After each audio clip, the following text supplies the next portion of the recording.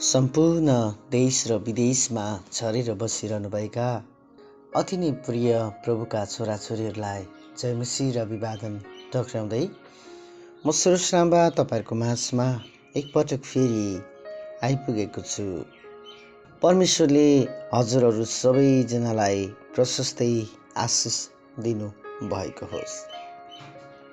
आशा छ हजुरहरू जहाँ कहीँ हुनुहुन्छ ठिकै अनि असलै हुनुहुन्छ होला। परमेश्वरले हजुरको जीवनमा उन्नति गर्नुभएको होस्। दिन प्रतिदिन हजुरलाई उहाँमा अगाडि बढ्नको लागि परमेश्वरले सहायता गर्नु भएको होस्। हरेक दिन उहाँमा बढ्न, उहाँमा फर्कन र उहाँमा रहन परमेश्वरले हजुरहरूलाई सहायता गर्नुभएको होस्। यही हाम्रो प्रार्थना रहेको छ। प्रिय मित्रहरू, आजसम्म हजुरहरूले परमेश्वरसँग के माग्नु भएको छ अथवा हजुरले मागेको कुरा पाउनु भएको छ या छैन? पाउनु भएको छ भने हजुर धन्यको व्यक्ति हुनुहुँदो रहेछ। यदि कसैले पाउनु भएको छैन भने फेरि प्रयास गर्नुहोस्। उहाँले हजुरहरूलाई उत्तम कुरा दिन जान्नुहुन्छ। वर्षौं वर्ष मानिसहरूले परमेश्वरसँग मागी नै राखेका छन्। हे परमेश्वर, मलाई यस्तो दिनुहोस्। हे परमेश्वर, मलाई त्यस्तो दिनुहोस्। हे परमेश्वर, मेरो इच्छा पूरा भएन। हे परमेश्वर, मेरो यस्तो भएन, मेरो उस्तो भएन। धेरै मानिसहरूले यस्ता भन्ने गरेका पनि मैले सुनेको छु। या धेरैले यसो भनेका छन्, खै त परमेश्वरले मेरो प्रार्थना सुन्नु भएन। मैले धेरै वर्ष भयो यस्तो कुरो मागेको, खै त मैले पाउन सकिनँ। प्रिय मित्रहरू, तपाईँले माग्दै गरेको कुरा के हो परमप्रभुलाई थाहा छ। तर यति चाहिँ हो, तपाईँले माग्दै गरेको कुरा चाहिँ कसरी माग्दै हुनुहुन्छ। यसै कारण हजुरहरूले माग्नुभन्दा पहिला आफैलाई उहाँमा समर्पण गर्नुभएको छ कि त छैन, या उहाँमा रहेर माग्नु भएको छ या छैन। लुकाको किताब 11 अध्यायको 9 पदले यसरी भन्छ, म तिमीहरूलाई भन्दछु, माग त तिमीहरूले पाउनेछौ, या तिमीहरूलाई दिइनेछ। खोज त तिमीहरूले भेटाउनेछौ। ढकढक्याउ त तिमीहरूका निम्ति खोलिनेछ। किनकि हरेक जसले माग्छ त्यसले पाउँछ, जसले खोज्छ त्यसले भेटाउँछ, र जसले ढकढक्याउँछ त्यसको निम्ति खोलिनेछ। तिमीहरू मध्ये कुन चाहिँ बुबा होला जसको छोराले रोटी माग्दा त्यसलाई ढुङ्गा देला, कि माछा माग्दा माछाको सट्टा साँप देला, अथवा अन्डा माग्दा त्यसलाई बिच्छी देला? तिमीहरू दुष्ट भइकन आफ्ना छोराछोरीलाई असल थोकहरू दिन जान्दछौ भने तिमीहरूका स्वर्गीय पिताले उहाँसँग माग्नेलाई कति बढी गरेर पवित्र आत्मा दिनुहुनेछ। हालेलुया। परमेश्वरको महिमा भएको होस्, परमेश्वरको प्रशंसा भएको होस्। हामी खराब बुबा आमा भएर त हाम्रो नानीलाई केयर गर्न जान्दछौँ। हामी संसारका बाबु र संसारका आमा भएर त हाम्रो नानीहरूलाई असल कुरा दिनको लागि हामीले सोचिराखेका हुन्छौँ। मैले यसो सोच्दै थिएँ, मेरो छोरीको जुत्ता फाटिराखेको थियो। मैले सोच्दै थिएँ, ला मेरो छोरीको जुत्ता फाटेको छ, मैले उसलाई असलभन्दा असल जुत्ता किनिदिन्छु। म उनलाई अझ बढी असल जुत्ता किनिदिनेछु ताकि उनलाई छिट्टै नफाटोस्। हेर्दाखेरि पनि राम्रो देखियोस्। जब मेरी छोरी स्कुल जान्छन् त्यति बेला सबैको नजरमा मेरी छोरी असल देखिएकी हुन्, सफा देखिएकी हुन् अनि राम्री देखिएकी हुन्। मेरो सधैँ यो चाहना रहन्छ। किन भन्नुहोस् त? किनभने मेरो छोरीलाई म धेरै माया गर्छु अनि हामी संसारका यस्तै बाबा आमा भएर हजुरहरूले पनि आफ्नो छोराछोरीलाई औधी माया गर्नुहुन्छ। मलाई थाहा छ कुन चाहिँ यस्तो बाबु आमा होला जसले आफ्ना नानीहरूलाई प्रेम गर्दैन, जसले आफ्ना नानीहरूको इच्छा पूरा गर्दैन। सायद संसारमा कमी नै यस्तो बुबा र आमा होला जसले आफ्ना नानीहरूको इच्छा पूरा गर्दैनन्। ऊ कष्टमा परे तापनि, ऊ ऋणमा परे तापनि, ऊ समस्यामा परे तापनि, उसले जस्तै परिस्थिति भए तापनि उसले आफ्ना नानीहरूको इच्छा पूरा गर्न जानेको हुन्छ। बाइबलले मिठो कुरा के भन्छ भन्दा, तिमी संसारका दुष्ट बुबा आमा भएर त आफ्नो नानीहरूलाई असल कुरा दिन जान्दछौ भने तिमीहरूको स्वर्गीय पिताले तिमीलाई झन् बढी गरेर किन नदिनु होला? परमेश्वरले यहाँ हामीलाई भन्नुहुँदैछ, यीशु ख्रीष्टले यहाँ हामीलाई भन्नुहुँदैछ। आजको दिनहरूमा, अबको समयहरूमा मण्डलीहरूलाई चाहिँ परमेश्वरले यस्तो व्यक्ति बनाउन चाहनुहुन्छ जसले चाहिँ पवित्र आत्माले भरिपूरी भएर पवित्र आत्मामा मातिनका लागि, पवित्र आत्मामा रहनका लागि, पवित्र आत्मामा फुलफिल हुनका लागि परमेश्वरले यस्तो व्यक्तिहरू हिजो आज खोज्नु हुँदैछ। प्रियहरू, हामीले धेरैपल्ट मागेका छौँ परमेश्वरसँग। हामीले परमेश्वरसँग मागेका छौँ, प्रभु मलाई यस्तो दिनुहोस्, मलाई त्यस्तो दिनुहोस्। हो, आवश्यक छ हामीलाई। तर अबको समयहरूमा, अबको पुस्ताले चाहिँ आफ्नो स्वर्गीय बाबुसँग चाहिँ होली स्पिरिट माग्नु पर्ने कुराहरू छन्, पवित्र आत्मा माग्नु पर्ने कुराहरू। बुबा, मलाई तपाईँको पवित्र आत्माले भरपुर पार्नुहोस्।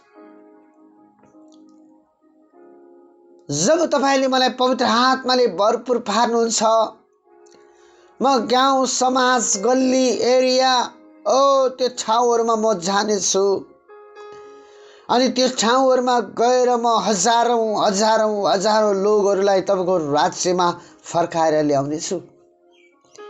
अब त्यस्तो कुरो माग्ने छोराछोरी परमेश्वरलाई चाहेको छ। त्यस्तो कुरो माग्ने छोराछोरी परमेश्वरलाई चाहेको छ। जब एक दिन येशू ख्रीष्टले बप्तिस्मा लिइसक्नुभयो, मत्तीको किताब 4 अध्याय। बप्तिस्मा लिएपछि पवित्र आत्मा उहाँमा ओर्लनु भयो र स्वर्गबाट यस्तो आवाज आयो, यिनी मेरा प्रिय पुत्र हुन्, यिनीसँग म अति नै प्रसन्न छु। जब यो आवाज आएपछि पवित्र आत्मा उनी प्रभु येशूभित्र उत्रिसकेपछि उहाँ त्यहाँबाट निस्कनुभयो अनि उहाँ पवित्र आत्माले भरिनुभयो। उहाँ उजाड स्थान हुँदो परीक्षा हुँदै जान थाल्नुभयो। जब उहाँ परीक्षाबाट पास हुनुभयो अनि पास भएपछि उहाँ पहिलो चाहिँ आफ्नो ठाउँमा जानुभयो अनि त्यो ठाउँमा गएर उहाँले प्रचार गर्न लाग्नुभयो। अब चाहिँ पश्चाताप गर, किनभने परमेश्वरको राज्य नजिकै आएको छ। पश्चाताप गर, किनभने परमेश्वरको राज्य नजिकै आएको छ। स्वर्गीय बाबुले हामीलाई पश्चाताप गरेर फर्कने छोरा खोज्दै हुनुहुन्छ, जसले चाहिँ बुबासँग यो माग्छ, बुबा मलाई तपाईले आफ्नो पवित्र आत्माले परिपूर्ण पार्नुहोस्, तपाईको पवित्र आत्मा मलाई दिनुहोस्। हालेलुया। तपाईको पवित्र आत्मा म माथि खन्याउनुहोस्। त्यो पवित्र आत्माले मलाई परिपूर्ण पार्नुहोस्। त्यो पवित्र आत्माद्वारा पाएपछि म मेरो गल्ली र मेरो ठाउँहरूमा जान सकूँ। हे परमेश्वर, मलाई तपाईँको पवित्र आत्माले परिपूर्ण पार्नुहोस्। परमेश्वरले तपाईँ र मलाई त्यो पवित्र आत्माले परिपूर्ण पार्नुहुनेछ। जब पवित्र आत्माले तपाईँ भरिनुहुन्छ, परमेश्वरले तपाईँलाई गाउँ गाउँ ठाउँ ठाउँ चलाउनु हुनेछ। परमेश्वरले तपाईँलाई जग्गा जग्गामा चलाउनु हुनेछ। परमेश्वरले ठाउँ ठाउँ एरिया एरियामा तपाईँलाई चलाउनु हुनेछ। किन भन्नुहोस् त? किनभने तपाईँले पवित्र आत्माको चाहना गर्नुभएको छ। हालेलुया, हालेलुया। जब तपाईँले पवित्र आत्माको चाहना गर्नुभयो, परमेश्वरले तपाईँलाई त्यो आत्माले परिपूर्ण पार्नुहुँदैछ। आमेन। अब पवित्र आत्मा पाइसकेपछि चेलाहरू एक ठाउँ बस्न सकेनन्। परमेश्वरले भन्नुभएको थियो, तिमीहरू एक ठाउँ बस, जबसम्म पवित्र आत्मा तिमीलाई दिइँदैन तिमी एक ठाउँमा बस्नु। 120 जना जति उनीहरू 11 जनासँग बसेर उनीहरू के गरिराखेका छन्? प्रार्थना गरिराखेका छन्। जब उनीहरू प्रार्थना गर्न थाले, प्रार्थना गरे गरे गरे गरे गरे उनीहरू बस्न थाले, येशू ख्रीष्टले पवित्र आत्मा दिन्छु भन्ने वाचा गर्नुभएको थियो। तर पवित्र आत्मा तिमीहरूमा आउनु भएपछि तिमीहरूले शक्ति पाउनेछौ र तिमीहरू यरुशलेममा, सारा युदियामा, सामरियामा र पृथ्वीको अन्तिम छेउसम्म मेरा साक्षी हुनेछौ। हालेलुया। तिमीहरू मेरा चाहिँ साक्षी हुनेछौ। जब उनीहरूले पवित्र आत्मा 120 जना बसेर जब प्रार्थना गरिराखेका थिए, तब पेन्तिकोसको दिन आयो। तिनीहरू सबै एकै ठाउँमा भेला भएका थिए। उनीहरूले यो भनेर प्रार्थना गरिराखेका थिए, प्रभु, तपाईँले वाचा गरेको आत्मा, पवित्र आत्मा हामीलाई पठाइदिनुहोस्। तपाईँले वाचा गरेको पवित्र आत्मा हामीलाई पठाइदिनुहोस्। जब उनीहरू यसरी प्रार्थना गरिराखेका थिए, स्वर्गबाट अचानक ठुलो बतासको झोका जस्तै एउटा आवाज आयो र तिनीहरू बसेको पुरा घरै भरिदियो। आगोका जिब्राहरू जस्ता तिनीहरू कहाँ देखा परेर भाग भाग भएर तिनीहरू हरेक माथि बसे अनि तिनीहरू सबैजना पवित्र आत्माले भरिए र पवित्र आत्माले तिनीहरूलाई दिनुभएको उच्चारण बमोजिम तिनीहरू अन्य भाषाहरूमा बोल्न लागे। स्वर्गमुनि भएको हरेक देशबाट ईश्वर भक्त यरुशलेम या यहुदीहरू त्यस बेला यरुशलेममा बसेका थिए। तब यो आवाज सुनेर भिड जम्मा भयो। तिनीहरू आश्चर्यचकित भए, किनकि हरेकले आफ्ना भाषामा तिनीहरू बोलिरहेका सुन्यो। तिनीहरू सबै आश्चर्यचकित भए र अचम्म मानेर भन्न लागे, के यी बोल्नेहरू सबै गालिलीहरू होइनन् र? त कसरी यिनीहरू हरेकले हाम्रा आफ्ना मातृभाषामा बोलेको हामी सुन्छौँ? हामीहरू यहाँ पार्थीहरू, मादीहरू र एलामीहरू र मेसोपोटामियाका, युदियाका र कापाडोनियाका, पोन्टसका र एसियाका बासिन्दाहरू छौँ, अनि फ्रिगिया, पाम्फिलिया, मिस्र र कुरेनीमा पर्ने लिबियाका कतिपय क्षेत्रहरू र रोमबाट आएका यहुदी मत मान्नेहरू दुवै छौँ। क्रेटका बासिन्दाहरू र अरबीहरू पनि छौँ, अनि हामी आफ्ना भाषामा परमेश्वरका महान कार्यहरूको चर्चा सुनि तिनीहरूले सुनिरहेका छौँ भन्दै सुन्दै थिए भनेर उनीहरूले त्यहाँ चाहिँ आपसमा कुरा गर्न लागे। प्रियहरू, यहाँ शक्तिशाली कुरा हुँदैछ। परमेश्वरले उता चाहिँ भाषा के गर्नुभएको छ भन्दाखेरि, तिमीहरूले सँग माग्नेहरूसँग बढ्ता गरेर पवित्र आत्मा किन नदिनु होला? परमेश्वरसँग तपाईँले पवित्र आत्मा माग्नु भएको छ या छैन? हुनसक्छ तपाईँले आजसम्म थुप्रै कुरा माग्नुभयो होला, तर अबको समयहरूमा पवित्र आत्माले भरिने बेला हो। अनि यहाँ चाहिँ के भइराखेको छ भन्दा तिनीहरू सबै आश्चर्यचकित भए र अन्यलमा परे र एउटाले अर्कालाई यसो भन्न लागे, यसको अर्थ के हो? तर अरूहरूले हाँसो गरेर भने, तिनीहरू नयाँ मतले मातेका छन्। तिनीहरू नयाँ मतले मातेका छन्। तिनीहरू नयाँ मतले मातेका छन्। उनीहरू हाँस्न लागि। प्रियहरू, परमेश्वरले जब आफ्नो छोराछोरीलाई भर्नुहुन्छ नि, संसारको मान्छेले के सोच्छ? यिनीहरू मातेका छन्, हाँस्न थाल्छन्। तिनीहरू हाँस्न थाल्छन्। मानिसहरू हाँस्दै थिए। अस्तिको मिटिङमा दुष्ट आत्मा लागेकी एक स्त्रीलाई लिएर आएका थिए। वचन बोल्दै थिए। म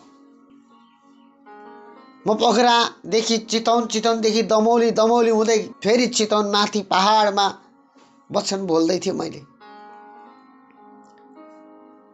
मैले यो प्रचार गर्दै थिएँ। परमेश्वरले मेरो जीवनमा गर्नुभएका कुराहरू बताउँदै थिए। परमेश्वरले मलाई कस्तो हालातबाट उठाएर ल्याउनु भयो भन्ने कुरा मैले भन्दै थिएँ। अनि त्यहाँ चाहिँ अचानक दुष्ट आत्मा लागेकी स्त्रीलाई बोकेर ल्याए। यो आत्मा कराउन लागेको छ, चिच्याउन लागेको छ, त्यहाँ हल्ला गर्न लागेको छ। मानिसहरू हेरौँ न यो क्रिस्चियनहरूले निको पार्छ कि पार्दैन, हेरौँ, हा हा हा हा। पछाडि मातेका मान्छेहरू पनि थिए। मैले चुप लागेर शान्त रहनुहोस्, परमेश्वरले निको पार्नुहुन्छ होला। मैले गरे यसो भने, ए दुष्ट आत्मा, प्रभु येशू ख्रिस्टको नाउँमा तँलाई म आज्ञा दिन्छु, निस्की निस्की निस्की। ऊ त्यति बेला निस्केर गयो। अघि लुगाहरू च्यातेर नाङ्गै बनाएर ल्याएको स्त्री अहिले चाहिँ के भएको छ भन्दा निको भएको छ। अनि त्यहाँका गाउँका मानिसहरू बिहान 5 बजेसम्म प्रभुको सुसमाचार सुने। हालेलुया। आनन्द लागेर आयो। पवित्र आत्माले जब तपाईँलाई आफ्नो आत्माले भर्नुहुन्छ, परमेश्वरले जब तपाईँलाई आफ्नो आत्मा खन्याउनुहुन्छ, तपाईँ देशमा, गाउँमा, समाजमा, जातिमा अब प्रख्यात हुनुहुनेछ। त्यो एरियामा शक्तिशाली काम हुनेछ। त्यहाँ पवित्र आत्माको कार्य बगेर जानेछ।